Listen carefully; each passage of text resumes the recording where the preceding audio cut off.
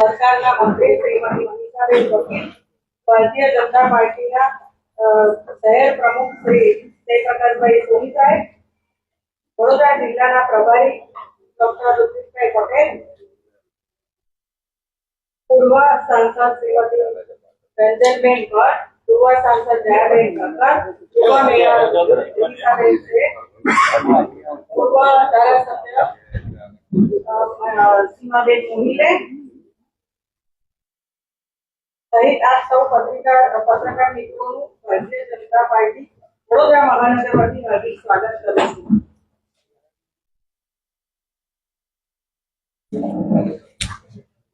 હવે હું ભારતીય જનતા પાર્ટીના ઉર્જાવાન અધ્યક્ષ શ્રી જયપ્રકાશભાઈ સોની સાહેબને એમની વાત રજૂ કરવા માટે. સૌને નમસ્કાર.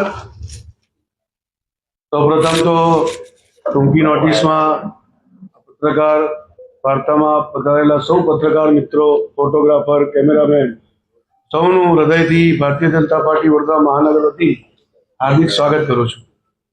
આ પત્રકાર પરિષદમાં સૌની વચ્ચે ઉપસ્થિત શહેર વિધાનસભાના લોકપ્રિય ધારાસભ્ય અને ગુજરાત સરકારના મંત્રી એવા શ્રીમતી મનીષાબેન વકીલ, સાથે વડોદરા જિલ્લાના પ્રભારી અને પૂર્વમાં યુવા મોરચાનો જેમને કમાન સંભાળ્યું એવા ઉર્જાવાન ડોક્ટર ઋત્વિકભાઈ પટેલ, પૂર્વ સાંસદ એવા શ્રીમતી રંજનબેન, પૂર્વ ધારાસભ્ય શ્રીમતી સીમાબેન, પૂર્વ સાંસદ એવા જયાબેન, પૂર્વ મેયર જિગીશાબેન, પૂર્વ ગુજરાત સરકારના મંત્રી, પૂર્વ ધારાસભ્ય અને પૂર્વ શહેર પ્રમુખ એવા જીતેન્દ્રભાઈ સુખડિયા સાહેબ, સૌ ઉપસ્થિત કાર્યકર્તાઓ, શહેરના મહામંત્રીશ્રીઓ અને આ પત્રકાર મિત્રો, 2 દિવસ પહેલા જે રીતે લોકસભાનું પાર્લામેન્ટ સેશન, સ્પેશિયલ સેશન બોલાવવામાં આવ્યું હતું અને ખાસ કરીને ભારતની જે અડધી આબાદી છે એવી નારી શક્તિને સશક્તિકરણ કરવા માટે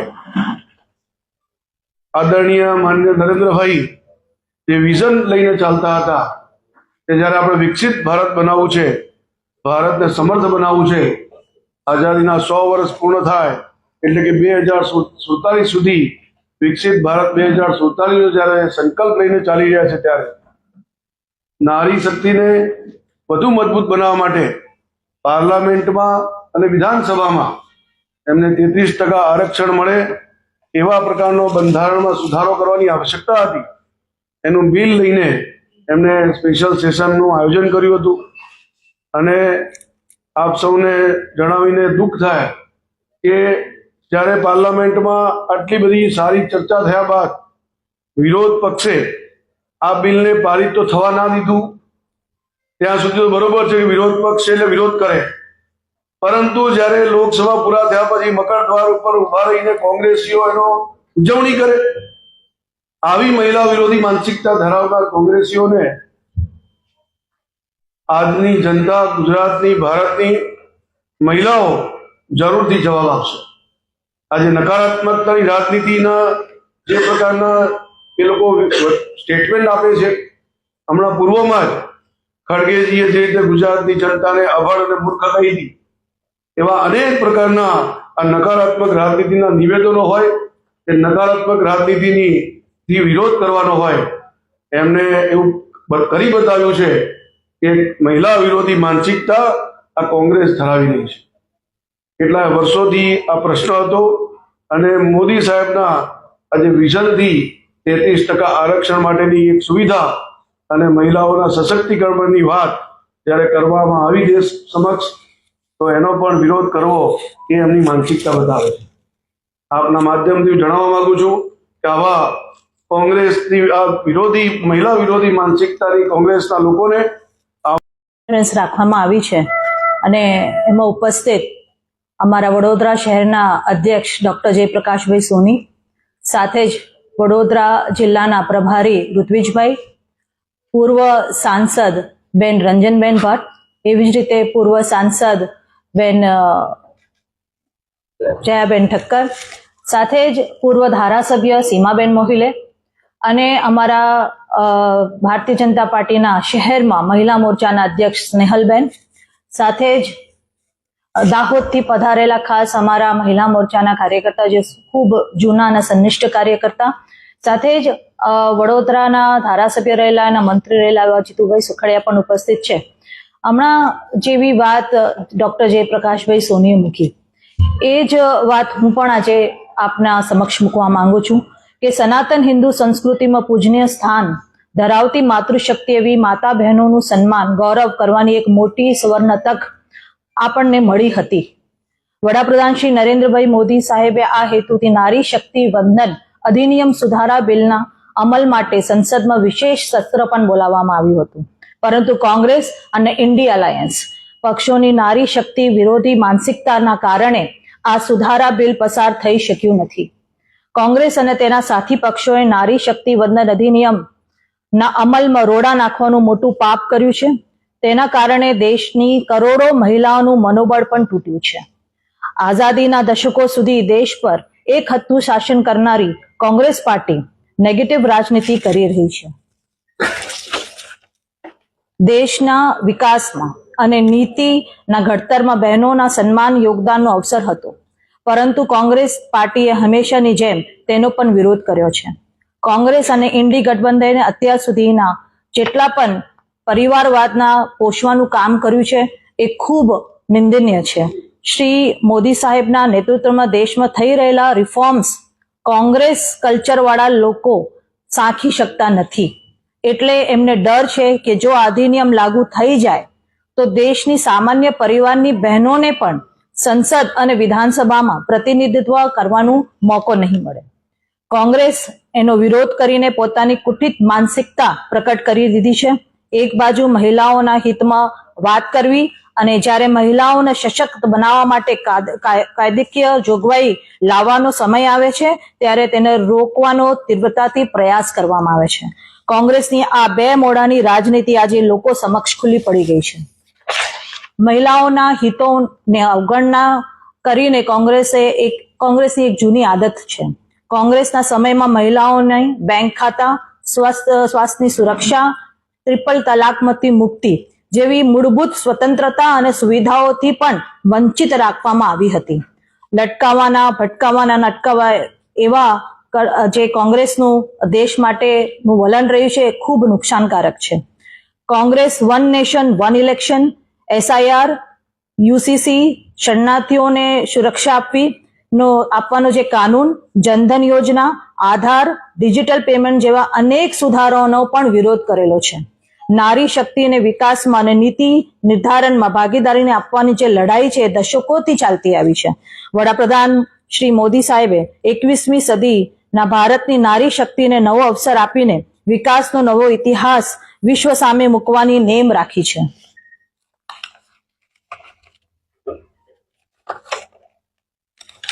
એમને સંસદમાં ડંકાની ચોટ પર કહેલું કે આ અધિનિયમ લાગુ કરવાનો નિર્ણય એ રાજકીય નહીં પરંતુ રાષ્ટ્રીય નિર્ણય છે અને એનો હકદાર કોઈ એક નહીં, બધા જ પક્ષો હશે. આ બિલ માત્ર એક કાયદો નહોતો, પરંતુ દેશની અડધોઅડધ વસ્તીની પ્રતિનિધિત્વ કરતી નારી શક્તિને સત્તામાં 33% અનામત આપીને તેમને સશક્તિકરણ તરફનું એક નક્કર કદમ હતું. આજે કોંગ્રેસ સહિત જે પક્ષો તેનો વિરોધ કરે છે તે જ પક્ષો ચૂંટણીઓમાં મત મેળવવાના એક માત્ર મત ઇરાદાથી અગાઉ એનું સમર્થન કર્યું હતું. એક બાજુ કોંગ્રેસ એમ કહે છે કે 2023ના બિલના સમર્થન આપવા માટે તે તૈયાર છે, બીજી બાજુ એવી વાત કરે છે તેને ડિલિમિટેશન અને તેની પ્રક્રિયામાં વિશ્વાસ નથી. 2023ના બિલમાં સીમાંકન બાદ કાયદાના અમલનો સ્પષ્ટ ઉલ્લેખ પણ છે. દેશની કરોડો બહેનોને આશીર્વાદ શ્રી મોદી સાહેબ સાથે છે અને હંમેશા રહેશે. લોકો હવે જાણી ગયા છે કે નારી સશક્તિકરણના હિમાયતી કોણ છે અને વિરોધી કોણ છે. માતાઓ અને બહેનોના સશક્તિકરણનો વિરોધ કરનારોને હવે ચૂંટણીઓમાં દેશની નારી શક્તિ જડબાતોડ જવાબ આપીને દેશને વાત નિશ્ચિત કરશે. આપ સૌના માધ્યમથી દેશ અને રાજ્યની માતા અને બહેનો સમક્ષ આ વાત યોગ્ય રીતે મુકાય એવી આમ સૌ અપેક્ષા રાખીએ છીએ.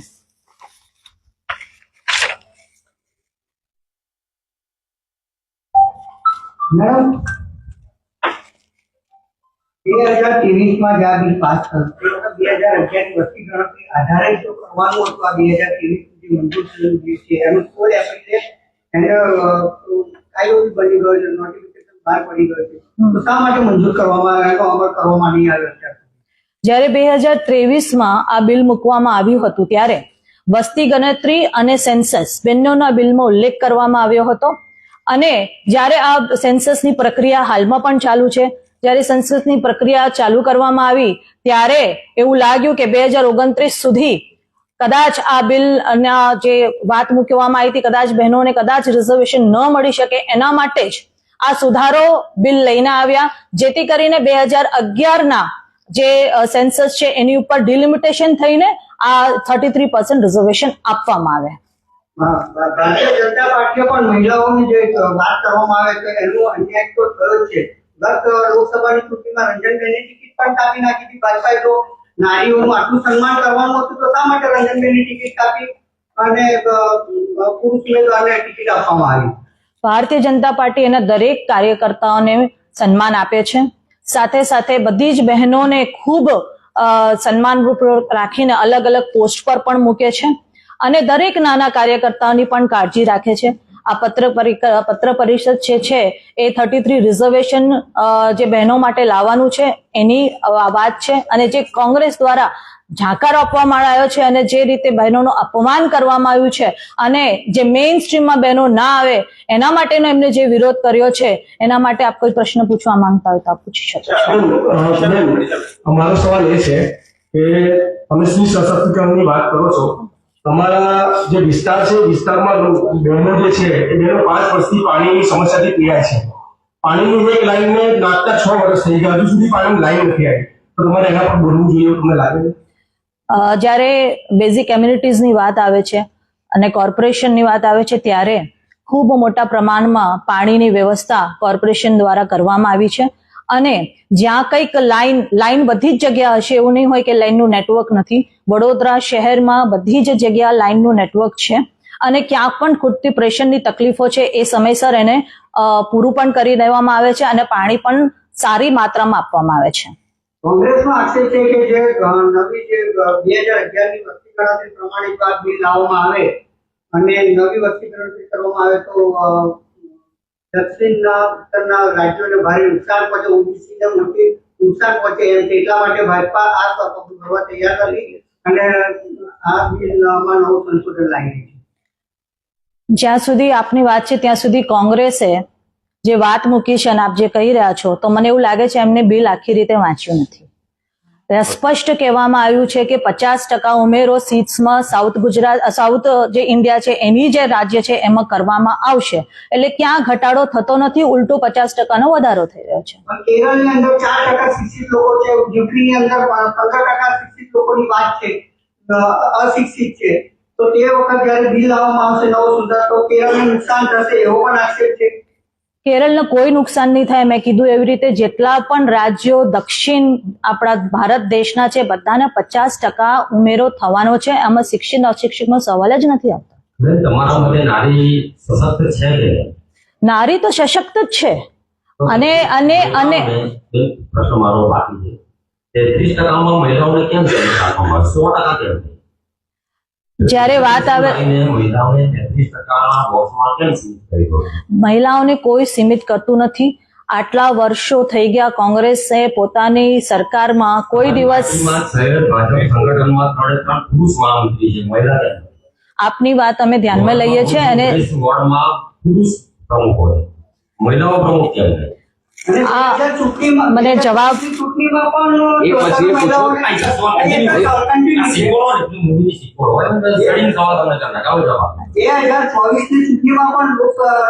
ચૂંટણીમાં તમે મહિલાઓને જેટલી બેઠકો મળવી જોઈએ તો તમે મહિલાઓનું સન્માન કરવાની વાત હતી તો કેમ બધી સીટો દેખાડી 33%? આ 33%નો જે નિયમ છે એ માત્ર ભારતીય જનતા પાર્ટી માટે નથી, એ કોંગ્રેસ માટે પણ છે કે બીજા વિપક્ષી પાર્ટીઓ માટે પણ છે. અને જ્યારે આ 33% રિઝર્વેશન આવશે તો જે એની માત્રા છે, જે બહેનોને આગળ આવવું જોઈએ અને નીતિ બનાવવામાં પણ ભાગીદાર બનવું જોઈએ સરકારમાં, એ સ્પષ્ટ રીતે થઈ જશે. અને રહી વાત આપની વાત કે ક્યાં સંગઠનમાં કેમ નથી સમાવેશ થતો, તો બધું જ ધ્યાનમાં રાખવામાં આવેલું છે. અને જ્યાં અમારી તો એક સિસ્ટમ હોય છે કે ભારતીય જનતા પાર્ટીની જ્યારે વોર્ડમાં પણ એક બોડી બનતી હોય છે ત્યારે એના સહી પ્રમાણમાં બહેનોને પણ એમાં પોસ્ટ આપવામાં આવે છે. 16ની ટીમ હોય તો લગભગ 4 થી 5 સુધીમાં અમે એને પોસ્ટમાં, હા, આપણી 33% અમારા સંગઠનમાં પણ છે જ. 33% છે જ. અમારે લગભગ 14 છે. 50 કરોડ જ આપણી પોપ્યુલેશન હતી દેશની, હવે 140 કરોડ થઈ ગઈ છે. તો આપણે એ જોવાનું રહે કે સેન્સસ અને ડિલિમિટેશન પછી જ કોઈ કાયદાનો અમલ થતો હોય અને એ કે આજે પ્રેઝન્ટની સિચ્યુએશનમાં તમે 33% માંગો. સેન્સસ અને ડિલિમિટેશન ના જ હતા અને નારી શક્તિ વંદન અધિનિયમના જ બિલ હતા. વિવિધ રાજ્યોમાં ચૂંટણીનો માહોલ છે તેવા સમયે આ મુદ્દો ઉભર્યો છે અને ભારતીય જનતા પાર્ટી દ્વારા આ મુદ્દાને ચૂંટણી એજન્ડા તરીકે યુઝ કરવામાં આવી રહ્યો છે. પરમ દિવસે પણ પત્રકાર પરિષદે આ મુદ્દા પર આજે પણ બિલકુલ એવી વાત નથી કે આ અધિનિયમ જે લાવવામાં આવ્યો છે એ સુધારાનો છે અને આનાથી અત્યારે ઇમિડિયેટ ઇફેક્ટ કોઈ પણ ઇલેક્શનમાં પડવાનો નથી. અને બીજી વસ્તુ, જ્યારે 33% રિઝર્વેશન આવે છે કોઈ એક પાર્ટીનો ફાયદો થવાનો નથી. જેટલી પણ નેશનલ પાર્ટીઝ છે કે જે રિજનલ પાર્ટીઝ છે એ બધાને જ આનો ફાયદો થવાનો છે કે બધા સહી માત્રામાં બહેનો બધે જ હોવાની છે, તો બધી જ પાર્ટીનો આનો ફાયદો થવાનો છે, કોઈ સિંગલ પાર્ટીનો તો થવાનો નથી.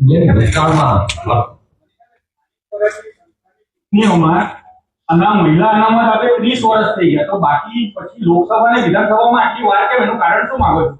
આનો કાયદો પસાર કરવો પડે અને કાયદો પસાર થયા પછી જ આ લો બનતો હોય છે. એટલે આ એક જે જરૂરિયાત પ્રમાણે જે થવું જોઈએ એ પ્રક્રિયામાંથી આપણે બધાએ આ પસાર કરવું જ પડે.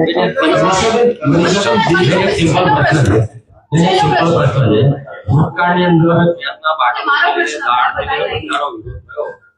વધારો વિરોધ થયો હતો. અત્યારે જે રીતે મોંઘવારી વધી છે તો મહિલાઓને જે પીડા છે એ રોજ કેમ ભાજપ આપણે 33% ઉપર ના જેવું કેમ નહીં? આપની જે વાત છે એ પ્રમાણે ભારતીય જનતા પાર્ટી ખૂબ સારી રીતે કામગીરી કરી રહી છે અને દરેક લાભ લોકો સુધી પહોંચે ને ખાસ કરીને બહેનો સુધી પહોંચે અને બહેનો એનો લાભ લે. વિભિન્ન યોજના દ્વારા બહેનોને સશક્ત કરવામાં આવી છે, પગભર કરવામાં આવી છે, એટલે આર્થિક રીતે પણ સશક્ત બની છે.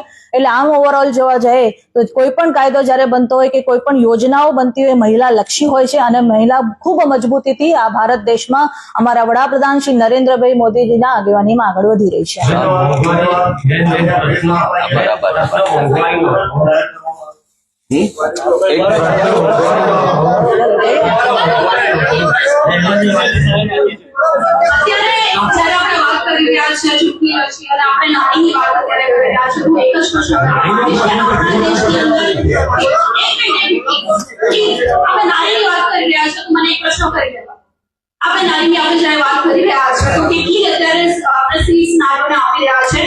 ઓલ ઓવર ઇન્ડિયાની વાત કરવા માંગીશ. કેટલા આપણે અત્યારે પાર્લામેન્ટની મેમ્બર ઓફ પાર્લામેન્ટની વાત કરું, MLAs ની વાત કરું, કોર્પોરેશનમાં હું વાત કરું, કેટલી શિક્ષિત મહિલાઓને આપણે ટિકિટ ફાળવીએ છીએ, કેટલા ટકા મહિલાઓ અત્યારે ત્યાં બેસે છે, કેટલી મહિલાઓ એવી પણ છે જેમને હું જ્યારે પ્રશ્ન પૂછું છું ત્યારે જવાબ આપતા પણ નથી આવડતું ને એમને પણ આપણે ટિકિટ કેટલીક વખત આપી દેતા હોઈએ છીએ. તો એવી ઘણી બધી મહિલાઓ છે જે સશક્ત છે, એમને આગળ કેમ નથી આવ્યા? આપની જે વાત છે એવી રીતે જ્યારે લોકલ સેલ્ફ ગવર્મેન્ટની વાત આવે છે તો 50% અનામત અમે આપ્યું છે. ભારતીય જનતા પાર્ટીને ગુજરાત સરકાર આનંદીબેન જ્યારે મુખ્યમંત્રી હતા એમની આગેવાનીમાં 50% રિઝર્વેશન માટેની વાત કરી. તેવી રીતે જ આપણા આજુબાજુના રાજ્યોમાં પણ એ જ જ્યારે ભારતીય જનતા પાર્ટીની સરકાર છે ત્યાં છે જ અને ક્યાંક ને ક્યાંક આપણે એમને મેઇન સ્ટ્રીમમાં લાવી પણ રહ્યા છે. અને અત્યારે તો આમ કહેવાય કે જેને પણ ટિકિટ આપી છે એ સક્ષમ છે અને સક્ષમ છે એટલે જ ટિકિટ મળી છે. અને બીજા પણ કાર્યકર્તાઓ ભારતીય જનતા પાર્ટીના હોય કે કોઈ બીજી બી પાર્ટીના હોય બધા પોતપોતાની રીતે વિચારીને આ ટિકિટ ફાળવણી કરતા હોય છે અને ખૂબ સારી રીતે અમારી આ બહેનો આ મેઇન સ્ટ્રીમમાં આવીને કામ પણ કરતી હોય છે.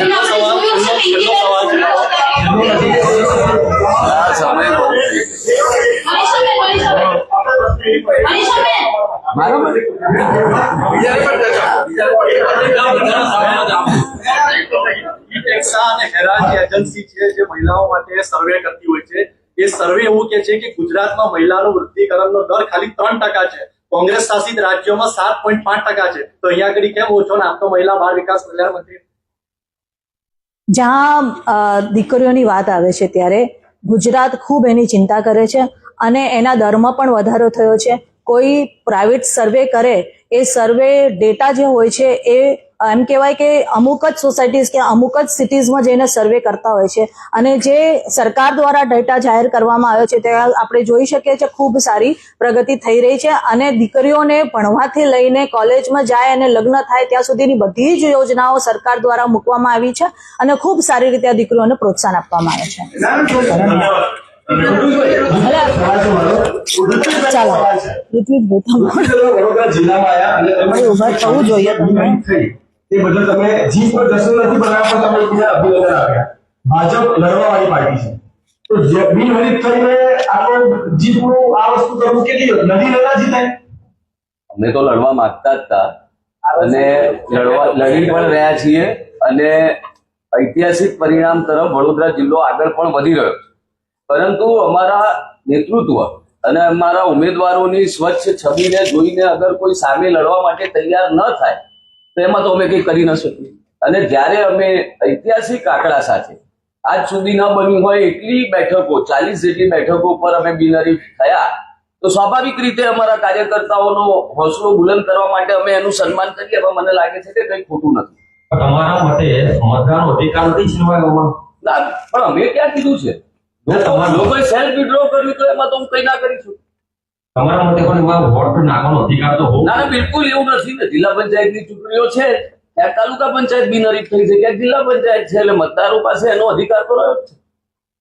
મતદાર પાસે 4 વોટ નાખવાનો અધિકાર હોય. બિલકુલ સાહેબ, પણ ત્યારે કોંગ્રેસ કે અન્ય પાર્ટી અથવા તો અપક્ષ જાતે જ વિડ્રો કરે તો એ તો અમારા કંટ્રોલની વાત નથી. ભારતીય જનતા પાર્ટીનો કાર્યકર્તા મજબૂતીથી મેદાનમાં ઉભો છે. એ અમારું પક્ષ છે અને અમે કરી રહ્યા. કોંગ્રેસ તો આક્ષેપ કરે કે બળજબરીથી ધમકીઓ આપીને કરાય. ઉમેદવાર નથી મળતા, હાર જોઈ ગઈ કોંગ્રેસ, કોઈને કોઈ કારણ શોધતી આવી છે. પહેલા ઈવીએમ શોધતી હતી, હવે બળજબરી શોધી રહી છે. એ સેમ તો કરવું પડશે. ચાલો જીતનો જશ્ન નથી બનાવવા પણ તમે એકબીજાને અભિનંદન આપ્યા.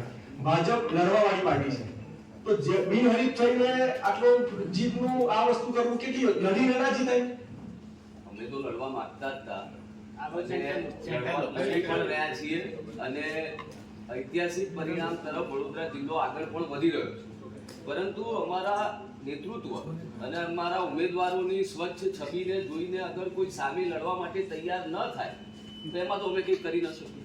અને જ્યારે અમે ઐતિહાસિક આંકડા સાથે આજ સુધી ન બન્યું હોય એટલી બેઠકો 40 જેટલી બેઠકો પર અમે બિનહરીફ થયા તો સ્વાભાવિક રીતે અમારા કાર્યકર્તાઓનો હોંસલો બુલંદ કરવા માટે અમે એનું સન્માન કરીએ. હવે મને લાગે છે કે કંઈ ખોટું નથી. પણ તમારા મતે મતદાનનો અધિકાર નથી છીનવાયો? ના, પણ અમે ક્યાં કીધું છે? લોકોએ સેલ્ફ વિડ્રો કર્યું તો એમાં તો હું કંઈ ના કરી શકું. તમારા મતે પણ એમાં વોટ નાખવાનો અધિકાર તો હોવો? ના, બિલકુલ એવું નથી ને. જિલ્લા પંચાયતની ચૂંટણીઓ છે, ક્યાંક તાલુકા પંચાયત બિનહરીફ થઈ છે, ક્યાંક જિલ્લા પંચાયત છે, એટલે મતદારો પાસે એનો અધિકાર તો રહ્યો છે.